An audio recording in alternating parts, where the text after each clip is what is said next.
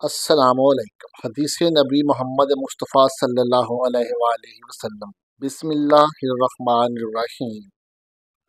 رسول اللہ صلی اللہ علیہ وآلہ وسلم نے فرمایا کہ جو شخص جمعہ کے دن غسل جنابت کر کے نماز پڑھنے جائے تو گویا اس نے ایک اونٹ کی قربانی دی اگر اول وقت مسجد میں پہنچا، اور اگر بعد میں گیا تو گویا ایک گائے کی قربانی دی، اور جو تیسرے نمبر پر گیا تو گویا اس نے ایک سینگ والے مینڈھے کی قربانی دی، اور جو کوئی چوتھے نمبر پر گیا تو گویا اس نے ایک مرغی کی قربانی دی، اور جو کوئی پانچویں نمبر پر گیا اس نے گویا انڈا اللہ کی راہ میں دیا۔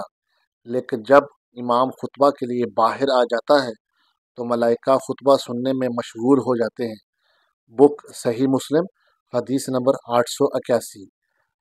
پیارے دوستو، مزید اس طرح کی ویڈیوز دیکھنے کے لیے چینل کو سبسکرائب اور ویڈیو کو لائک کر لیں۔ جزاک اللہ۔